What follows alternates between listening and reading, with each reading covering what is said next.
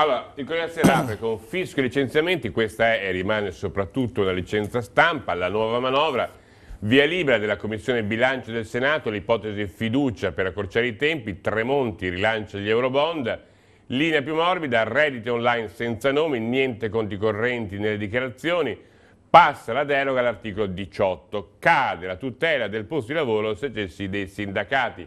E su questo per esempio Stefano Zanetti mi scrive: il cuore dei lavoratori gronda sangue, grazie a questo emendamento a pagare il conto della crisi saranno sempre più deboli, vero?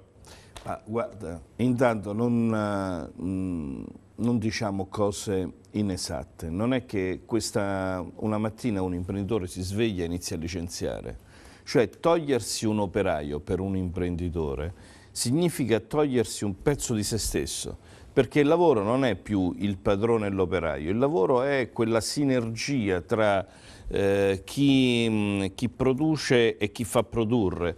E allora un operaio specializzato, dove lo trovi un altro? Quanto tempo ci vuole per formarlo? Quindi il licenziamento non è una cosa che avviene per sfizio, il licenziamento avviene talvolta quando c'è un dipendente infedele, quando ci sono una serie di problemi all'interno delle aziende. Abbiamo visto che in nome della tutela e soprattutto della intoccabilità dell'operaio, aziende hanno dovuto tenere anche coloro che facevano dei sabotaggi all'interno della propria attività. Così non è più. Quindi, così come avviene un licenziamento per un operaio che non si comporta bene, io sostengo da sempre e continuo a sostenere che ci deve essere il premio per chi sa comportarsi all'interno dell'azienda e produce e fa sviluppare lavoro e produzione. Passerà questa cosa in Parlamento? Sarà fatta? Sarà fatta con la fiducia? Come verrà fatta? Allora, al Senato ritengo di no. A meno che non c'è il centrosinistra che impone i propri emendamenti, abbiamo visto che sono oltre 1000 gli emendamenti, e allora diventa inevitabile la fiducia, perché altrimenti ci vorrebbe alcuni mesi per discutere. Quindi è inevitabile la fiducia.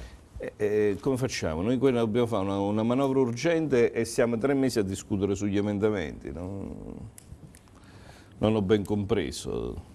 Noi abbiamo modificato, questa manovra è stata modificata più volte, allora la gente dice ma perché la modificate sempre?